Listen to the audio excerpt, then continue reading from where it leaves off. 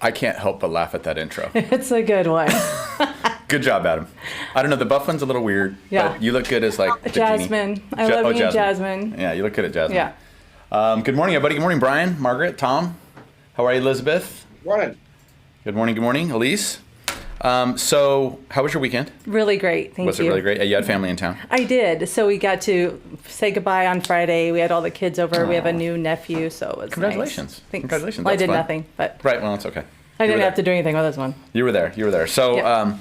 so I was telling Jenni this morning that we're still working on Eat That Frog with Brian Tracy. I'm not kidding you guys. I promise you, the material that is in these chapters that I'm going through today is some of the best stuff I've ever read. And I mean it. It is so great. It is so potent and so powerful. And I am super excited. Now, whether I'm going to do any of the stuff that I read, that's a different story. So, no, I'm you kidding. are going to. It's a joke. That's why we're here. No, that's the name of the book. That's actually what it's about. It's 21 Great Ways to Stop Procrastinating. So, and I went over just a little bit of it on Fire Up Friday, just a little bit, touched on it, but I just wanted to jump right in. Is that okay? I'm ready. I got my pen. I'm ready. All right, so let me take a look here. Okay.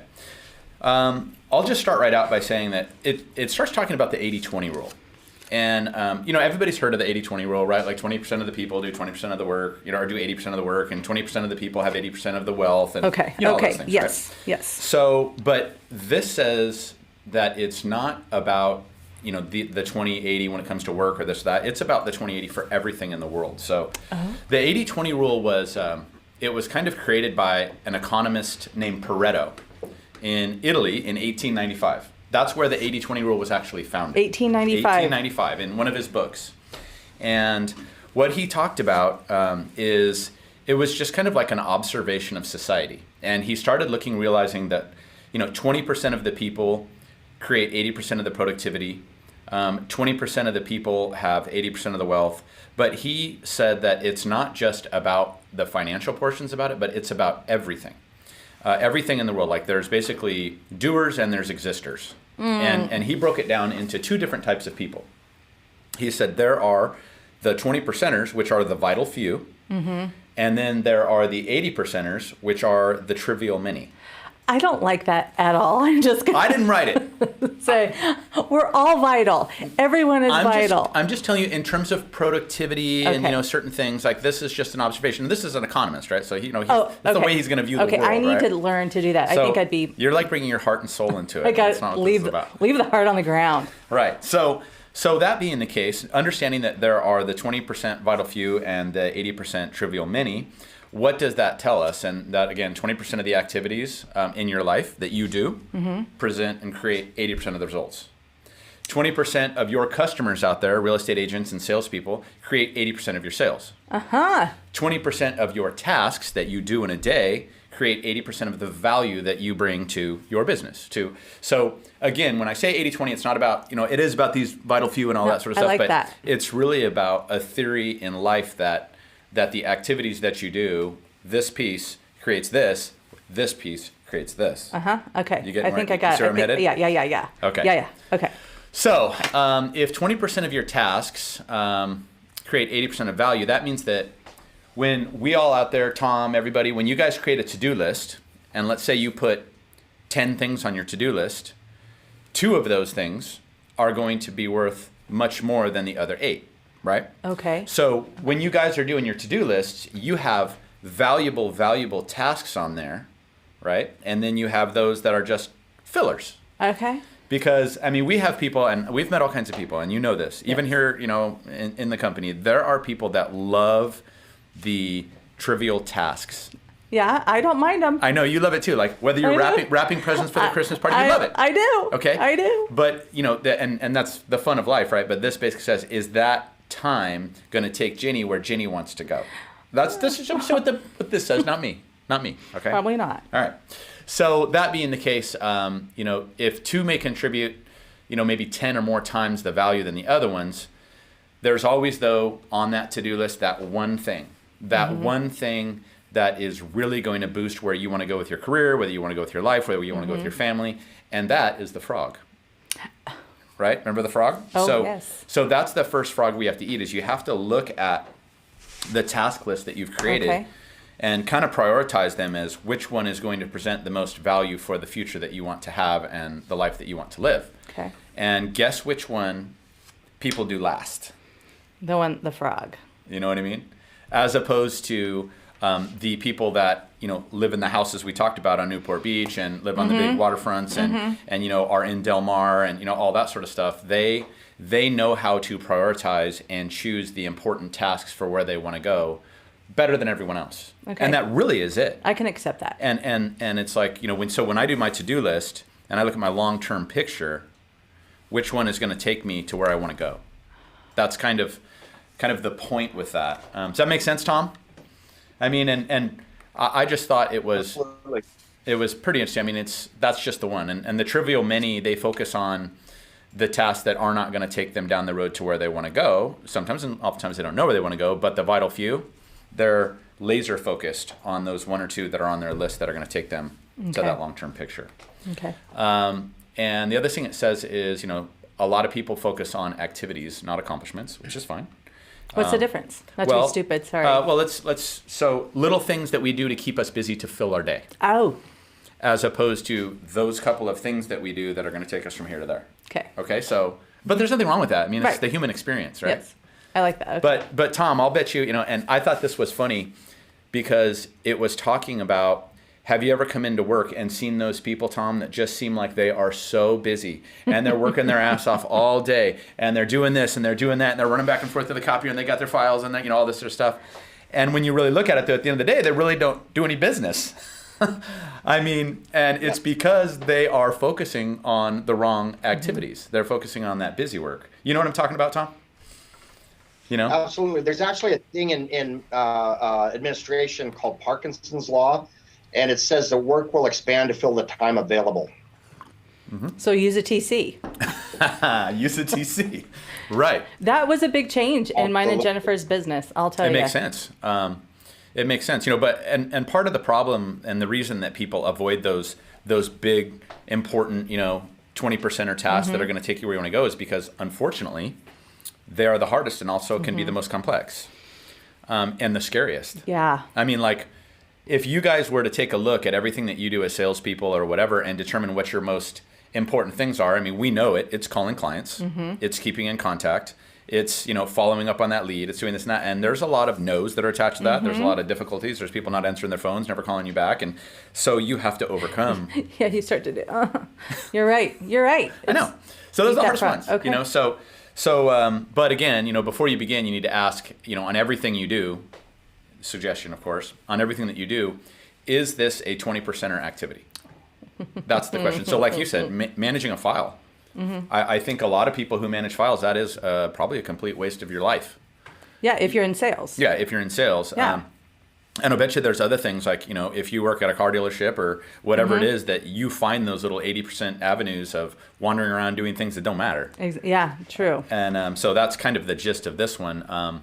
And so if we create our to-do lists, let's just say this is a to-do list, 20% of them we know are the most important, and we prioritize and know that these 20% are going to get us where we want to go, then if we start focusing on that 20%, it starts to become a habit. So when we come in every day and we've got our list, just knock out the hard ones. Just knock out the hard ones. We don't want to, but just knock out the hard ones. I know it's a theme that we keep talking about, but it's true. It becomes a habit. And we just have to be careful of that trap, and that's the low-value tasks trap, because they multiply. And you know what? I was thinking about it. What are some of the things that you guys can think that we do every day? Checking email. I mean, a perfect example, and I don't know if this is a waste of time or not, but I always just think, like, in those days that you just really aren't motivated to do anything, when you start going through your junk mail and clicking unsubscribe me, and like you can get caught and lost. You can get lost in those things, and next thing you know, you're unsubscribing for 5 hours, and it doesn't matter. You still get 500 messages. I was just gonna say they're still gonna reach out. So what's the point? That's the point. Is you're doing things that multiply, and he says that like these little tasks, they multiply like rabbits.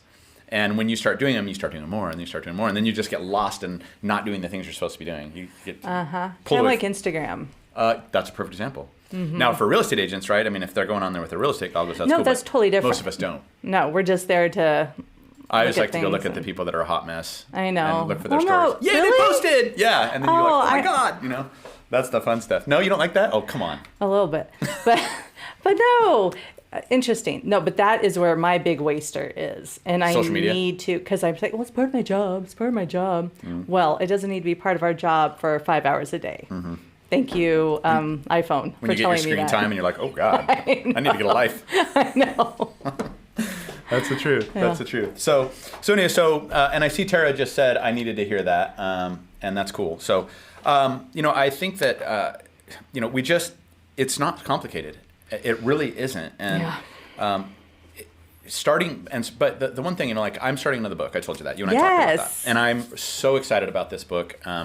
And I've got, kind of the outline drawn and all that sort of stuff. But I started that outline 3 years ago. Okay, that's okay. And I sat down last week and I said, okay, here we go.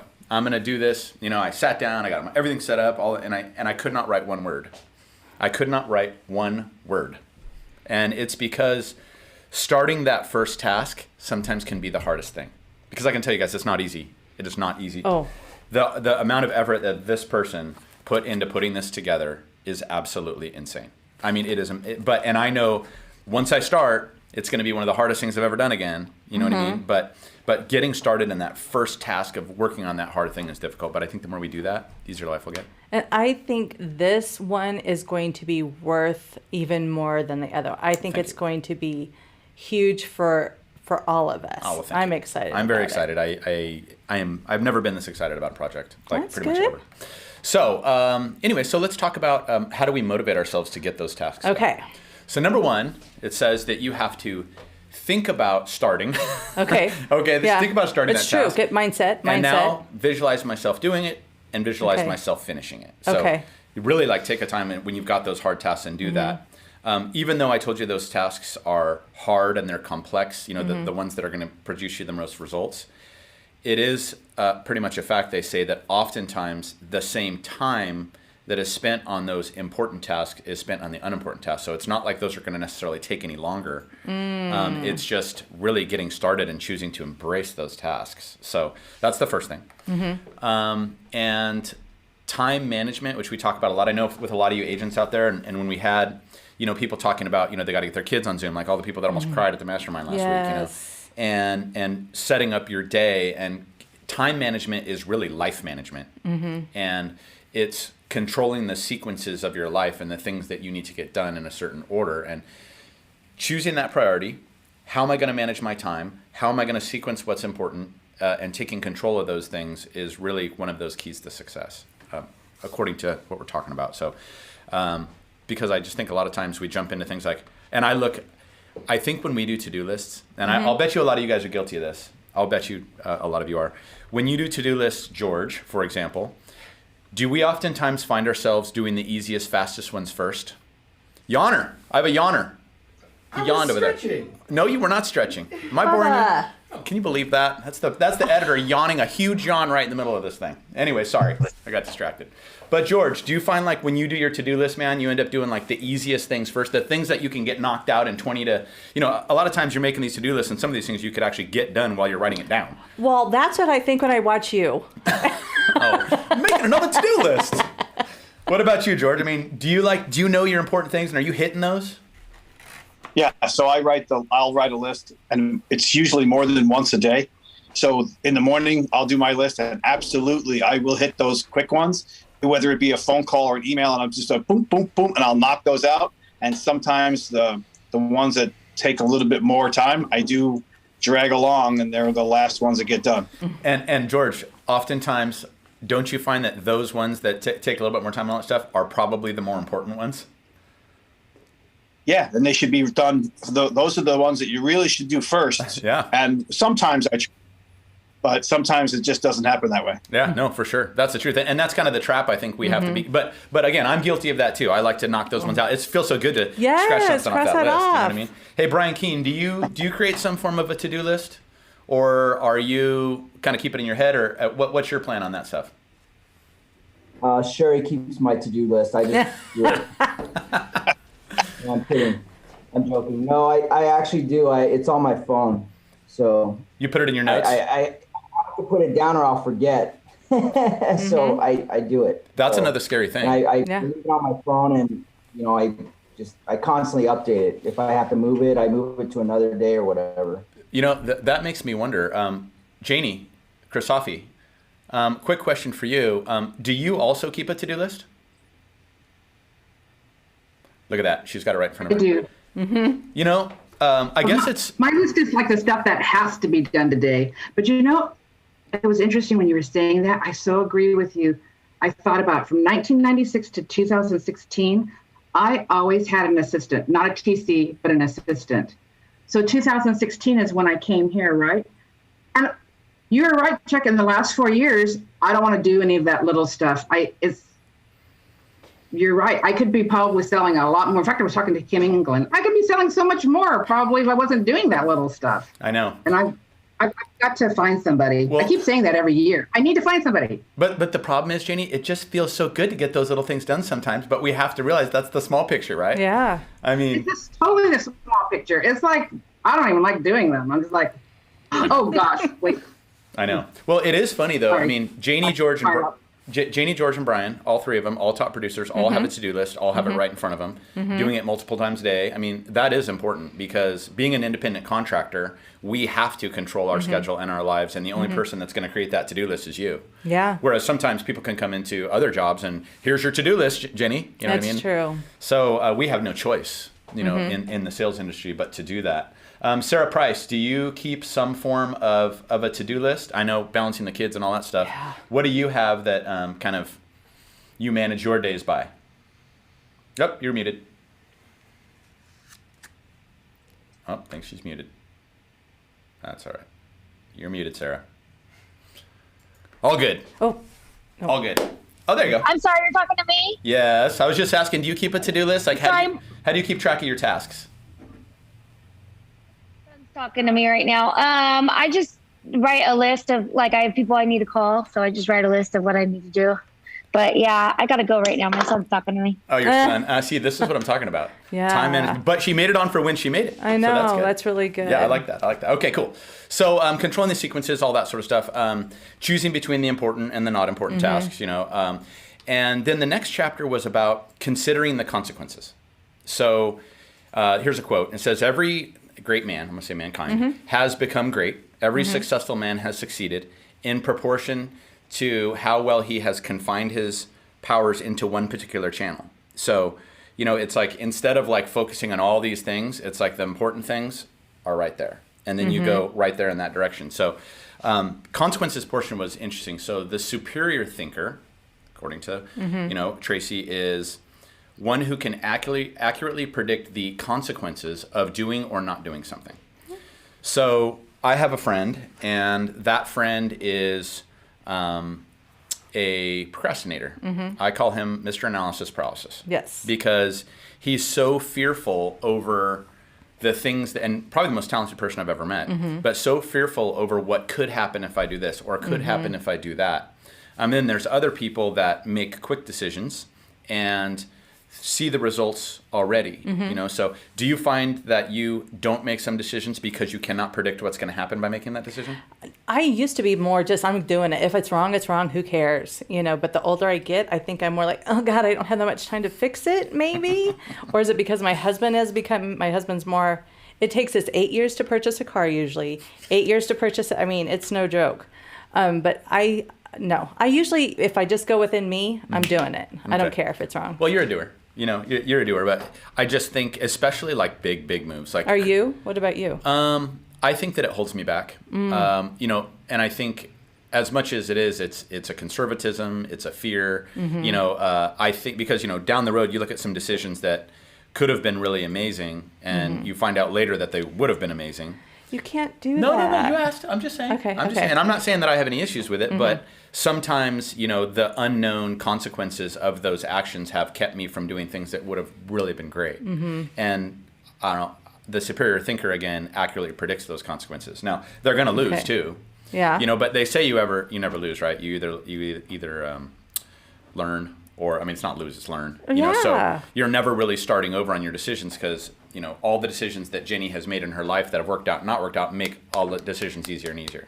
That's one of the gifts of age. Yes, and yes, fabuloso. See? And you have to believe that those aren't mistakes. It's helped us become who we are. And my husband says that sometimes a cop out, but like the bad choices I've made, he's like, well, no, if you didn't make those bad choices, wouldn't you be so much further? I'm like, no.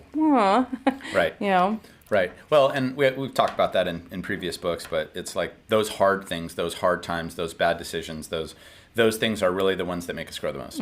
And so, and again, some people just have it where they see it and they make those moves and it's like boom, boom, boom. I've seen people make some big company organization decisions in 10 seconds. Wow. And I'm like, I'm texting somebody and do it right now. I'm like, what in the world? And you're like, simmer down. Let's not buy that. And I'm like, God, why didn't I do that? Because I have to think about it for 40 days. Yeah. The other thing that I thought was really big, right? Adam's laughing. Yeah, I'm like, are you talking about yourself? Yes. The really talented guy who procrastinates? I thought You're it was so funny, him. I Adam. really You're so did. funny. Hey, I thought it was Michael, him. mute him. Thank you. He is muted. Oh, good. Mute him. I'm serious. All right. So yawning, interrupting. He's had a day. What is going on over here? So there was a study by a Harvard professor. He wrote this book after 50 years of being a professor in Harvard. Okay.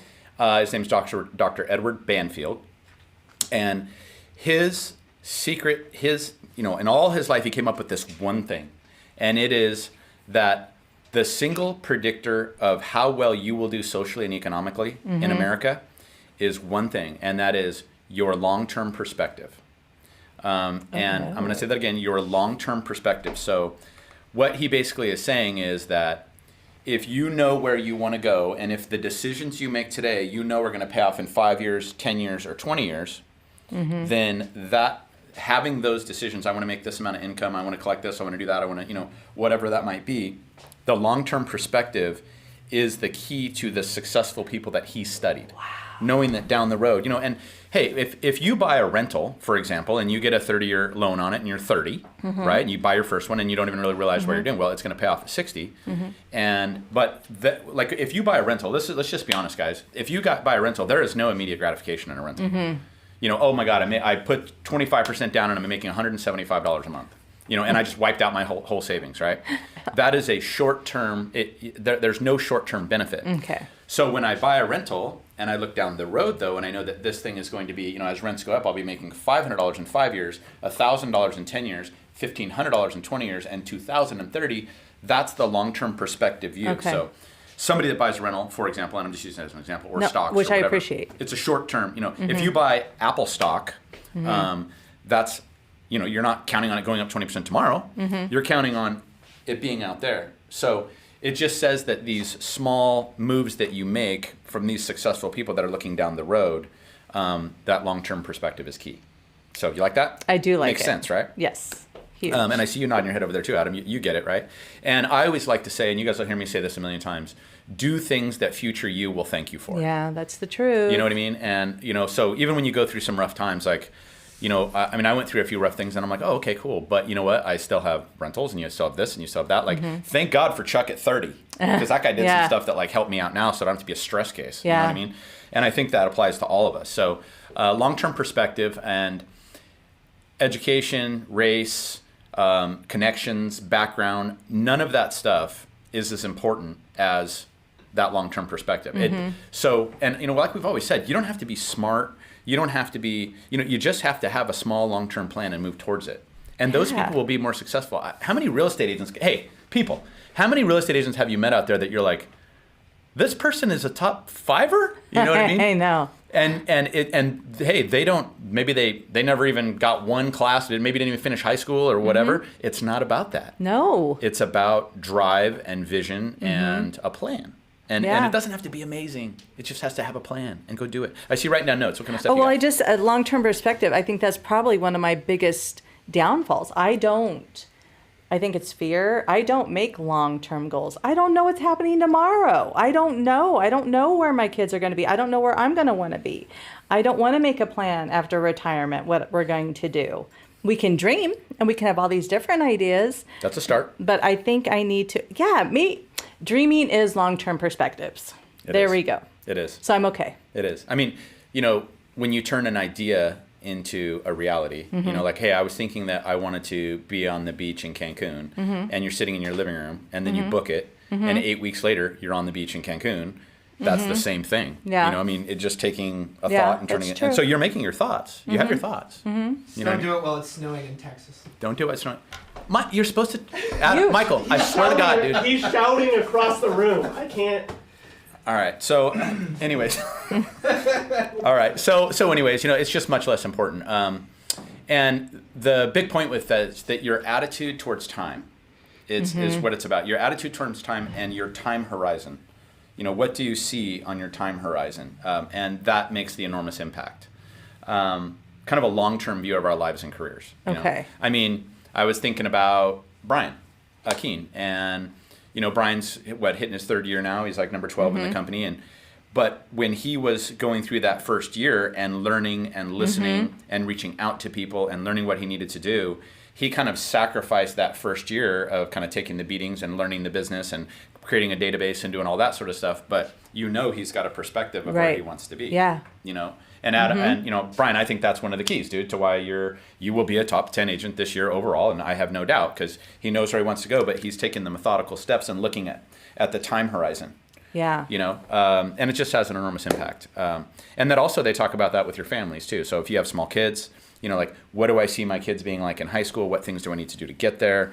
All that sort of stuff. You look for what's that like? Because you can never. You have no idea what they're going to be like in high school. That's true. That's true. I just saying. I know. Sorry. No, that's all You good. can dream. That's right. You can dream and hope and help them plan. Right. But they're their own people. So I'm going to see if this applies. Okay. Because here's the rule to the time horizon is if I have a long-term thinking, if I know where I want to go, if I know what I want to do, if I know where I want to be, short-term decisions become very easy. Right? So if I know my goal is there, and every little decision and to-do list and all the stuff that I write down, is this going to help me get there? And you should be prioritizing that by comparing the two. So when you get a decision, somebody asks you a question, hey, Jenni, do you want to follow up on that recruit? When our goal is to hit 100 recruits this year, it's easy, right? But if you didn't have that 100, you'd be like, yeah, I'll get to them. So it's just kind of like knowing where we want to go. That's why we did the end of the year goal list with you, right? I mean, because how many recruits you want to bring in, and now you got to know the steps to get there. Does that make sense? Yeah. And family, it might be the same thing. So if you want to make sure that you have a close relationship with your kids down the line, planning trips, is that something that's going to help me get there? Probably. Coaching their team, is that going to help me get there? Probably. So it just makes those moves. And like how Sarah, I don't know if she's back on or not, how you have to, and like that one billionaire, excuse me, that you have to put them first. Yeah. Whatever your long term, maybe your long term is, like you said, being close with your family, close with your kids. So when they're 7 and they're driving you nuts, you get off your Zoom call and you go, or you don't get on. I know a lot of our people are having such a hard time, and so they have to watch us later. I was thinking about that billionaire, and for those of you guys that were on that call when that billionaire was on, and you've heard me say this before, but how he said, what is your biggest regret? And he said, I didn't go to any of my kids' baseball games. I didn't do this. I didn't do that. I wasn't a part of that. And he said, I could go to a baseball game and walk away from $1 million. He said, so what do you do? And he chose the $1 million. But remember when I was talking about laser focus? He was laser focused on becoming a billionaire by April of 2020, which he did. But to get there, he had to sacrifice all these things. And maybe it's okay to sacrifice for a couple months. Well, maybe. I don't know. But then you're like, eh. I don't know. I mean, that is the tough one. What do you guys think? I don't know.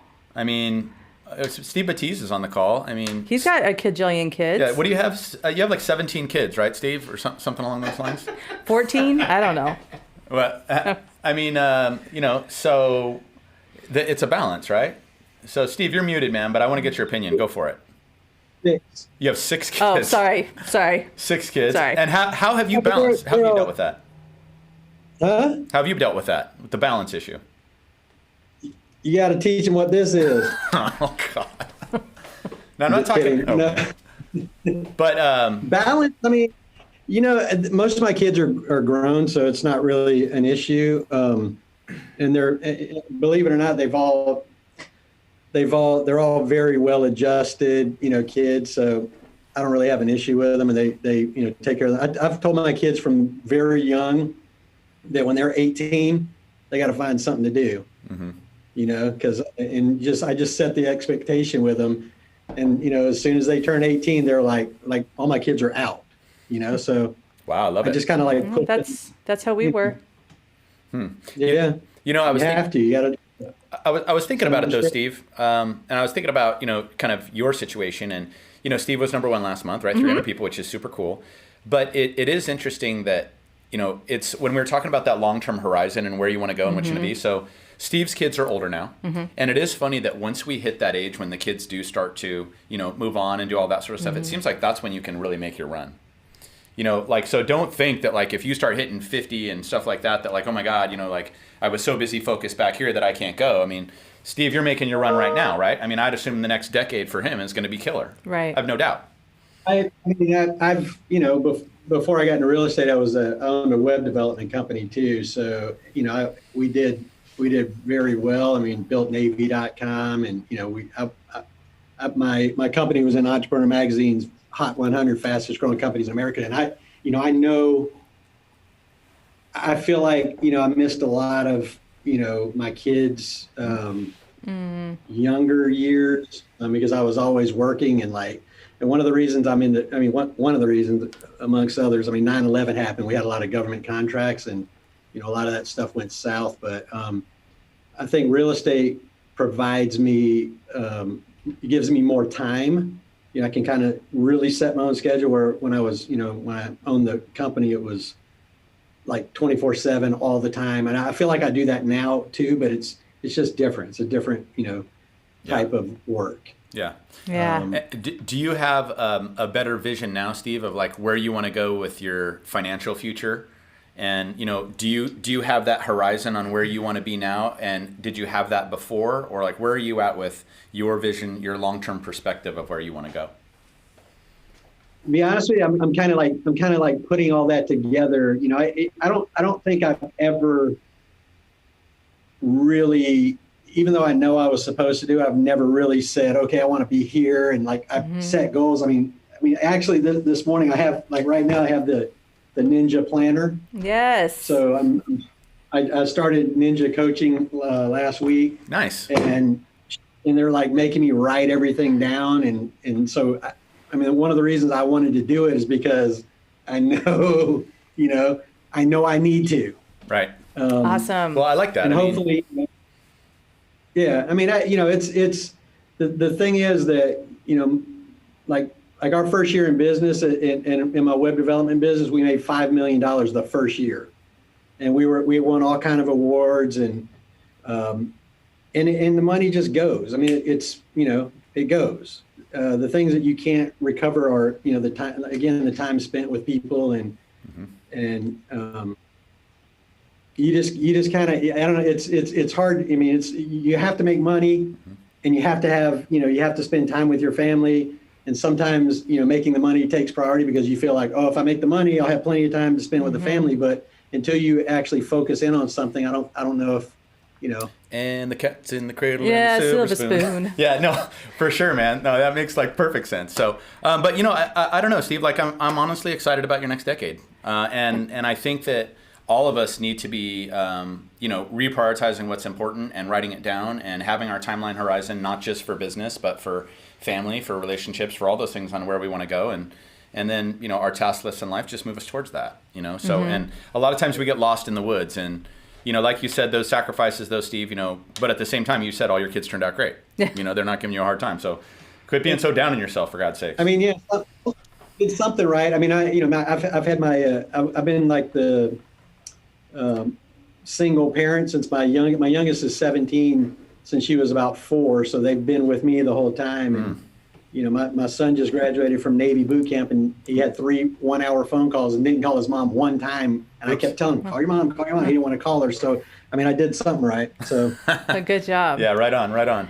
Go ahead. I'm looking like my first screen here, and so many of you, like I see Brian, I see George, I see Liz, one of our new people, Sue, many of you, this is like your second or third adventure in a career. In life. And so it's really cool to see all of you and how far some of you have gone in such a short time. Like, Brian CHP, it's just Whole nother life. whole other gig, Yeah. type of thing. Yeah, and Dana just pointed something out that I do want to bring up. She said she was asking like, when are the most financially successful years, for people? And I think Dana, you're right.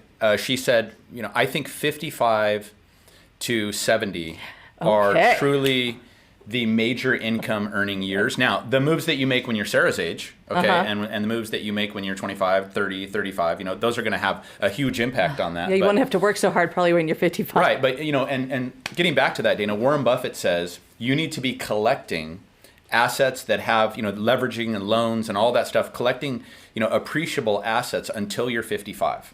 This is what Buffett says.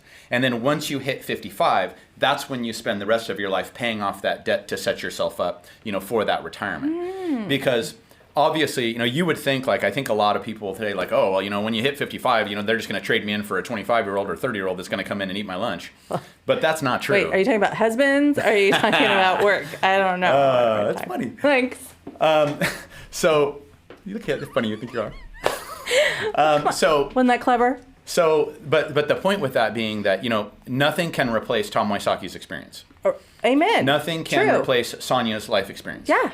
Nothing can replace like all that time that you were in the glass house, Steve, working on that web stuff. You learned things that turns you over to the things you're doing now. Sarah, you're still in the massive growing, state and balancing kids and doing all that sort of stuff. But really, and I've said this a million times and I'm sorry to keep repeating myself, but I will never forget watching the Zings.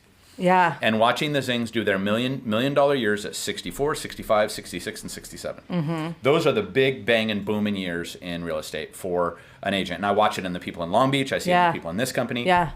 Now, lots of people kick butt and are successful in their 40s too. It's rare to see 30s like Kayla and stuff. That's super rare. But really, your prime earning years, Dana, you're correct, are starting at about 55 when you got the game figured out. You finally know how to play Monopoly. Yeah. Or play Life. Yeah. Or Uno or whatever, So anyway, so that's a scoop. So long-term thinking improves your short-term decisions. So Sonia, do you have anything you wanted to add? Because you always got something good. What do you got? Come on, feel free, jump in. What do you got? She's muted. All right, go for it. There we go. I'm working on it. Well, I'm kind of smiling because I just got off of a coaching call with one of my private clients who is under 35 and is killing it. So it's interesting financially. There's opportunities at any age. It's what you do with those opportunities and what you do with your finances. I kind of stepped in when Steve was saying, he made all the money and it just kind of went. And that's one thing I'm working with this guy on is where are you putting your money? What are you doing for your future? And how are you setting it up? So, don't wait till you're 55 thinking you're going to make all the money. Do it now and be wise with your finances as you go forward. Well, and I think, Sonia, you and I have talked about this before, and I've always been fearful of some of my friends because they do the Mike Tyson. And, they have these big bang and boom in years, and they blow it. You know what I mean? It's true. Oh, so many of our friends from back in 2004, when 2005-06, they were just buying everything. I mean, I remember watching Tyson get $20 million for a fight and thinking, just take that money and go buy a freaking apartment complex. Then you're done. You are done. You got it. You made your cash. You go. Buy a tiger. Yeah. Instead, you buy a tiger and a face tattoo. But like the point being that people don't make those moves that future you thanks you for, and then they spend the rest of their lives trying to recover. And some of the people that even people that used to be that they lost everything back in 05, 06, 07 because they kept trying to keep their businesses and their companies alive, and this is going to turn in 8, this is going to turn in 9, this is going to turn in 10, and wipe themselves out, and they're still not recovered. But they never made those solid moves during that time to guarantee their futures. Right. And I think that's what you're saying, Sonia. Chuck, we're seeing that now, where so many of the agents all over, not just our agents, are making a hell of a lot of money right now. They're in that mindset that this is going to go on forever. We can buy the new cars, we can do this, we can do that, put in the pools, whatever. but they're not looking at the long term when the real estate market will change. Yeah. So I think it's real important for you to look at your finances where you are now and make sure you're not only taking care of the present, but also the future. Yeah, and I'm sorry, I got to repeat something I say all the time too. What? But Sonia said this to me about like 20 years ago. We were sitting when we were managing the Marietta office or whatever, and she's sitting there, and I don't know why she just felt like picking on me, but she's like, she goes, Chuck, are you doing pretty good? Like financially, everything's pretty good? And I'm like, yeah. And she goes, oh, really? She goes, okay, well, let me ask you a question.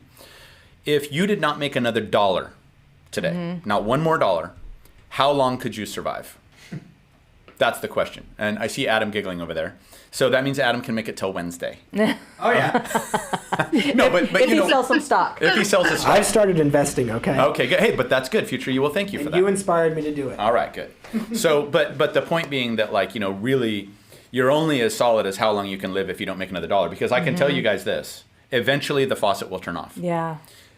Janie, you've been around the block, okay? Sarah, I don't know if you've been through the cycles yet, but eventually it will turn off. And the question is, where are you going to be financially when the faucet turns off? And if you're in the right spot, you're going to kill it. You're going to kill it. I saw some people make some huge money in 11, 12, 13. I mean, I had a nice run during that time because I sold everything in 08 because I saw the market crashing. When you come in and you see 9 sales on the sales board, Tom, you remember that, dude? We'd come into the office. How many sales? I remember, Tom, we had 300 agents. Sonia, you probably remember this too. We had 300 agents, and we would come in and we would have a top 8. Oh. And number 7 and number 8 were rentals. You remember that, Tom? Yes. I mean, so Yes. So right now, during this time, this is when we got to be looking at that 5-year, 10-year, and 20-year, knowing that it's going to go like this, and being set up so that you can just, bam, knock it out of the park when it's time, okay? So that's our goal. Anyways, I'm getting all excited and off track, sorry. No, see, keep that going. stuff gets you going. I know. I want to see everybody just kill it during the downtimes. But. Yeah. All right, so if you have a 5-year, 10-year, and 20-year, again, I have to ask when I look at my list and when I look at my habits, are my actions today consistent with the long-term future that I want? That's it. Okay. So if every decision, like, I mean, hey, I really want to buy a new trailer right now. Okay. And and they're like $55,000 Okay. for a really nice one. Okay. And by the time you get it off the lot, it's worth about 20. That's and okay. then after about 3 years, when you've broke it because you got drunk and hung from the patio cover, it's worth 5. But I mean, but you just got to wonder, as I'm watching all of these people buy these boats, like some of these dealerships for these boats right now. One of my friends works there. There's so many boat orders that they will not have their boats delivered until 2023. There are people that are waiting for cars that they ordered for next year because there's such a backlog, and they said mine will be in 6 weeks because everything's gone. It's nerve-wracking. My son-in-law works for Forest River. And so same type of thing. Really? It's just they're flying off. Yeah. So, and I'm not encouraging you guys to not stop living. No. I'm just saying, be smart. Like we have some agents in our office who they need to have that. They need to keep buying and things to work for. Yep. Because if you keep getting your jalopy, but you have all this money and then you hate driving your jalopy to work, what's the point? I know. Well, you're allowed to be happy too. Yeah. And that's the hard part, because I used to look at some of our other people and no retirement, living to the max, Vegas every other weekend, badass cars, boats in Havasu, and then when the market shifts, they have nothing left. But then they get it back. It's feast or famine. Yes. And you got to wonder, what's the right way to do, Sonia? I mean, hey, yes, we're good tortoises, right? But you see those people, and you're like, they're kind of living it up at the same time. Like maybe they're onto something. I think it's personalities, whatever works for those. But let's see what Sonia has to say. What do you think, Sonia? Well, Sonia's conservative. I don't know if she's the one to ask. What do you think, Sonia? Yeah, I am more conservative, but we lived a good life. We traveled the world. We've done a lot of things. I think a lot of it is called balance and focused on what's most important to you. Yeah. The thing I see with the agents who, like you were saying, are people who are buying all the boats and the cars and traveling and Vegas and gambling. I talked to a couple the other day and they hit the lottery, you might say, 3 or 4 years ago, and they've pretty well gone through all of it. And it's sad because they're now looking at where did all that money go? And it's because they weren't focused on the future. So, well, hopefully they have them in their pictures. Focusing on in some sort of balance. Right. Oh, hopefully they have them in the pictures in their iPhone. Yeah. So there it went. remember. There it went. Yeah. Right there. Exactly. That was fun. It was a good time. Yeah, I did love that suite at the past, MGM, baby.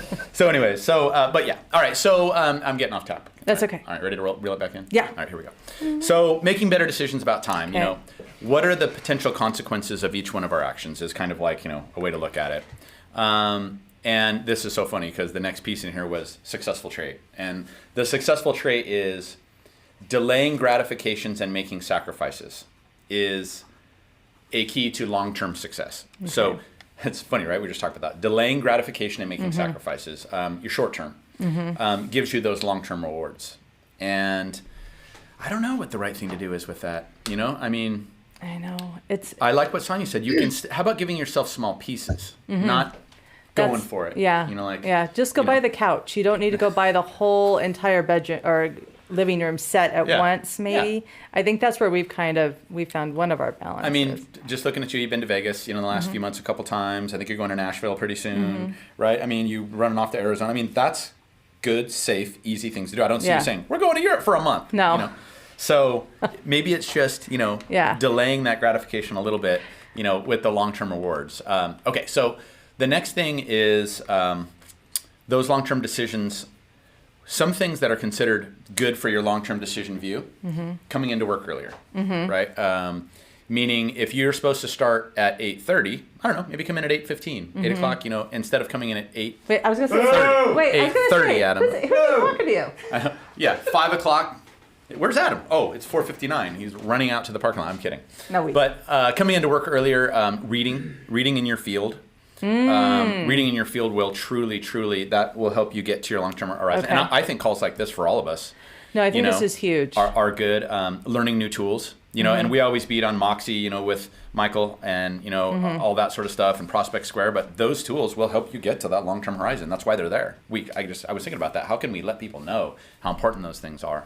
And then other things that cost us issues, and Tom, I'm sure you've seen this, you know, is people that come in and socialize. Not a big deal. I love people too. You need to a little bit, yeah. You know, practicing your skills and, you know, people that drink lots of coffee and wander around the office, just talking from person to person to person.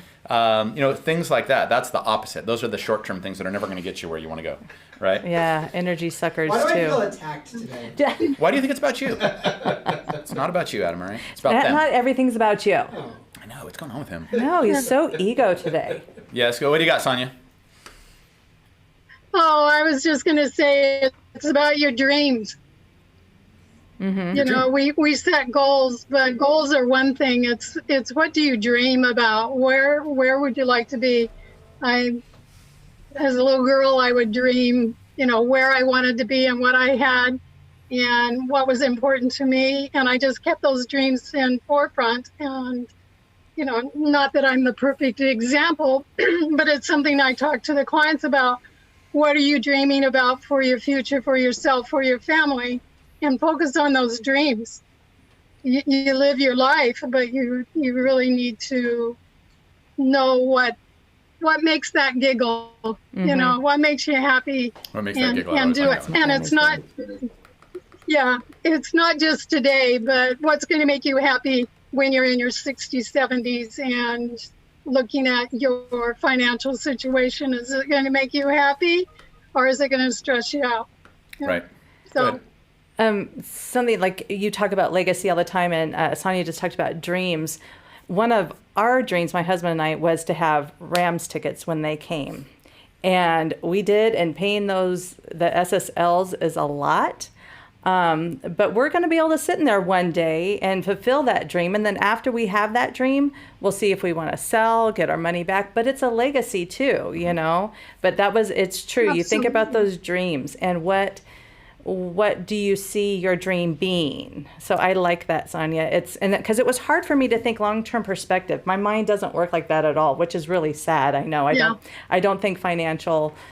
But yeah, dream, that resonated. So thank you. That got it. Well, and that's supposed to be what the beginning of the year, like in this company, and for everybody out there, is supposed to be about, is like creating a plan of what you want. You know, I mean, at some point, you and Jeremy sat down and decided we want those Ram tickets. Like we want this. So we sold land. We sold land in South Carolina. Really? So it wasn't going to be a huge financial burden. See, so it wouldn't be a burden. You know? So it wasn't like this was a huge stretch. You thought it through, right? So, and that's why I think like it is so important for all of us to really take the time to determine what we want. I love it. And where we want to go, because everything. We get caught up in all these, like I was talking about before, all these little to-do lists and these menial tasks of these things that multiply, and just never take the time to realize, like, what does Isabel want? Yeah. What, really write it down and say, what's my purpose? Right. What do I want to do? What do I want to see? For Steve, what do I want to do? For Becca, and if you take that time and you have an outline, it's just so crazy when you go back and look at it the next year and go, I wanted to have RAM tickets. Yeah. I have RAM tickets. No. You know what I mean? Exactly. But if you don't, really kind of manifest it, it'll never happen. And I think the sad part is for all of the people out there, and maybe some of me too, that never write it down and never even know it and never chase happiness. Yeah, maybe we need to do a virtual vision board thing, because I know Dana has hers and Deanna has hers. Maybe we need to do a virtual vision board little class thing or something, or I like that idea. Because the vision board, that I know that really works for a lot of people. I think you can never do it too much. You can never, and we could do it multiple times a year. That's true. That's true. A thought. It is true. It's true. Okay, so we're getting there. Yeah, we're getting there. So a few minutes left. So the 3 questions for maximum productivity. 3 questions. Yep. Number 1 is, what are my highest value activities? And I remember back when I first got into real estate, and not when I first got, I was working with you, Sonia, in the Marietta office, and I was looking at my income back in like 2010, 2011, and I created a pie chart. And let me show you. Okay. So in the pie chart, in a big circle, I figured, okay, how much time do I spend managing? How much time do I spend on my real estate sales? So let's say that like 50% was my real estate sales, 40% was my management, and 10% was, investing and doing flips back during the short sale market. And then I wrote off to the side of all those activities I do, which one produces the most income. And managing was the least, okay? Because I don't know why we do this, but whatever. It's fun. It's fun. No, so, it's like this. Look at Sonia laughing. Yeah, Tom gets it too. is. He's like, yeah, what am I doing? So, but I wrote that up. That was the least. And then second was sales.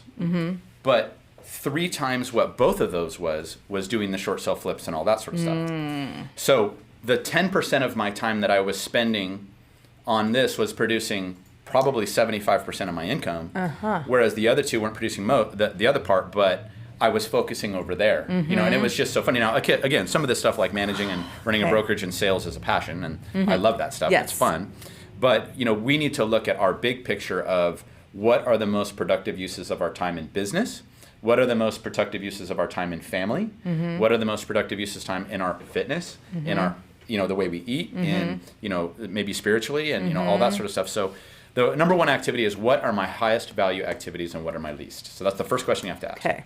All right? Okay. Does that make sense? Yes. Okay. I got it. So that's the first one. The second one is, what activities are only things that I can do? Okay. So, and Or like things you can't delegate. Things you can't delegate. Okay. So, like for Janie, Janie was saying, I want to delegate this. I miss my assistant, all that. But no matter what, Janie, there's always going to be things that you have to do. And same with you, Jenny. I mean, there's always, even in your job, and Adam, he knows that there's things he has to do here. Michael, that no one else knows how to do, Right. So the question is, what activities are the most effective for you that only you can do that will make the biggest difference towards where you want to go? So that's the second question. And then the last one is, and you know what, we're running out of time here too, but what's the most valuable use of your time right now, Jenny? When you get off this call to go where you want to go, what's the most, and all you guys on this call, Deanna, everybody, today, look at Deanna sitting out in her backyard. Today, what is, see her? No. I love this. Deanna, where are you? She's there. So what is the most valuable use of your time right now today? That's what I want to ask you, Jenny. Oh, you're asking me? Yes. Like, I thought he was going to ask and Deanna. Michael and Adam Okay, and Sonia and Denise okay. Hernandez and Sarah Price and Tara Cochran. And, what things do you guys need to do today? What's the biggest task you need to do today to get where you want to go? Is it to, reach out and call 50 clients? Is it for you to call 30 recruits? Is it for Sonia to, reach out to some people that expressed interest in the coaching program? Is it for Tom to reach out to his top 50 in Marietta? What things can only you do that are the most valuable use of your time? And I think, for all of you guys out there, Tara, for everybody, call and checking in on 20 clients. Wouldn't you think that would probably be the most effective use of your time, Tara? To just jump on the phone. But instead, We're going to go and we're going to check our email. I mean, I just looked, my coffee cup's empty. Oh. So yeah, I got to get that. I got to go and get some creamer over here. No problem. Yeah. You know what I mean? So that being the case, like, what are the most effective things that we can do today? What is it? What are the most effective things you can do today? You know what they are. Ugh. Well, what's so sad is I automatically go towards, because my biggest goal right now is my fitness. That is my health, I should say. My health is my biggest goal. I like it. So I really need to flip that and think about my business. I'm going to go and look at. Yeah, that'd be good. Ooh. I'm kidding. I'm totally kidding. Nailed it. Yeah. I'm going to go see who you guys have closed deals with and, that type of thing. Reach out to my friends who I've been asking about. Because George Williams, are you still on here? Jen Murphy and I were after that man since we've been here, so 8 years. So sometimes it takes a while to get them over. Right. Well, I mean, yeah, it took quite a while. Yeah. So that's what I'm going. What are you going to do? You know what I need to do is I honestly need to do two things. I need to. There's like probably 15 people that I would love to be at this company, and I need to call them, and I need you to say, just what the hell are you doing? Get your shit together and get over here. Yeah. You know what I mean? I need to have that conversation. Yeah. So I need to do that, and then I want to check on the top 100 this week on everybody. Make sure everybody's doing good. I have NATO today at 1:30 for all the new agents. Oh, crap. NATO, guys. Yeah, so that should, that's going to be great. We're going to be doing business plan. If anybody wants to jump on, by the way, do you know what time I'm at, Michael? It starts at 1. Oh, I'm 1:15. Yeah, so I think you're like, Yeah, 1:15 for an hour of business planning, just laying out what things, what actions people need to make and stuff like that. But yeah, it's just things like that. I mean, I know that and because it's great to watch kind of the newer people take off like rockets and all that. So what about you? What about anybody else out there? Brian, what's the number one thing that you need to be doing to make sure that you are in that top 10 next year? That's what I was gonna call him, Brian, Let's pin him down. And you know what? I know Sonia's on the call, so be careful with your answer. But what do you think, Brian? Or is that even a goal of his? Oh, it's a goal of his. Oh. Brian wants to be in the top 10, right? Yeah, just getting all my systems organized. That's what I've been working on this year. What kind of things are you working on in your systems? Oh, well, no, you've been doing, you've got a new marketing assistant. And you're doing some good stuff, right? What's that? I'm sorry. Didn't you get a new marketing assistant, too, that you're kind of dialing in right now? Yeah, that's part of the whole, I guess you say 20%. I was spending a lot of time, stamping and mailing and doing all that. And so I hired a friend's wife to do all my marketing. And so I'm back doing the 20%, reaching out to people and reconnecting with people. So that's what I did this past year. Brian, like I have always told people, I mean, the best when you want to hire an assistant for real estate is when you're starting to get to the point where you're late for appointments. That's the number one time to get them. But the value of an assistant, guys, and this is the best part about having an assistant, and I don't think people realize this, so it's for you too, Tara, and like for everybody is, when you are paying them an hourly salary to be your assistant, you better damn well believe that you're going to make them efficient because it's costing you money. And so you're forced to come in and make sure that they're doing lead generating activities. And so there's so much power in having that assistant and making sure you're keeping them busy to get that return. And it's funny because people you could get a really good assistant to probably give you 20 to 30 hours a week for $2,000 a month. Very easily you could do that. And so that's $24,000 a year. And if you had an assistant doing your marketing all day long, every single month, are you going to get one deal from having someone do nothing but fishing for your deals? Are you going to make more than $2,000? You're damn right you will. You will. So if you do have an assistant that you're paying $2,000, I'll bet you if you used them right, they could produce an extra 2 deals a month. Oh, for sure. At least one. I think so too. And at the average sales price of $450, you're going to net at the end of the day maybe $7,000 on that deal, and you'll have to spend $2,000 for an assistant. You just made $5,000. But one of the other problems is that a lot of people bring in these assistants, they stop using a TC, and they have them doing the TC. Oh, they're two different goals. And the problem is that's not lead generating business. No. That is, somebody taking care of the menial tasks where if you just have somebody doing your marketing, if you build a plan and you say, here's your to-do list, Jenni, could you please, and they get it done, and all of a sudden you start getting deals. But that's another fear that we're talking about on making a decision that you don't know the outcome. Oh my God, what if I go broke? $2,000 a month, that sounds huge. But if I'm a top producer and I'm making that commitment because the horizon says I want to make $400,000 or $500,000 a year. Yeah. Jennifer Murphy just hired her assistant back. Brian Keene has an assistant. Janie knows she needs to get an assistant back. You know, the Aguileras, you know, have a team to handle all those sorts of things. You know, the Zings have always had an assistant since the day I met them. The entire time they were making $1 million, they had somebody in there doing it. You know, I have never not had one because I probably wouldn't be able to function because I didn't run in my life. But it was fine. That's okay. I need that. Here, just tell me what to do. Yeah. But anyways, we're right at 10 o'clock. But I do want to encourage you, Tara, that I think you need to have some form of somebody, whether it's Wes or somebody. She's working on it. Helping you, is she? I just really think that you will explode if you can focus on the best use of your time, your 20%, which is client interaction and face-to-face. That's where she's the best. She is. These pieces over here, you know, I think you should delegate that. I have to say real quick, Yes, please. most of you are the face-to-face. You guys are. That's why you're in this business. You are wonderful people, and you want to help people. So don't wasting your time putting the stamps. Be efficient. That's the whole goal of today. Be efficient in. Look at me nailing Be it. efficient in the actions that you do and make sure that they're going to produce those outcomes you want. Yeah. You know what Dig I mean? it. Yeah. So good. Sonia, do you have something before we close out? Because we're going to close out right now.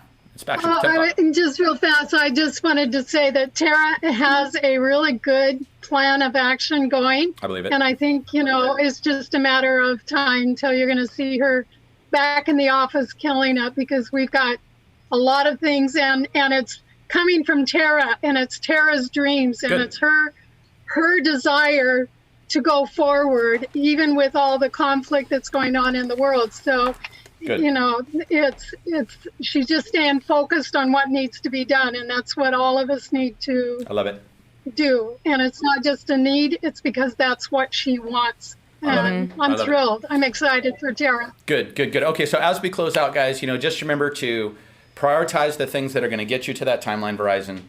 Be accurate, you know, on what you want and focused, and the Okay. results will come. Ready, Jenny? Love it. Okay, so go I do have it. an announcement too. Huh? Oh, go ahead, Jenny. We're done. What? Go ahead. No. We're done. Oh, Thank- I have an announcement again.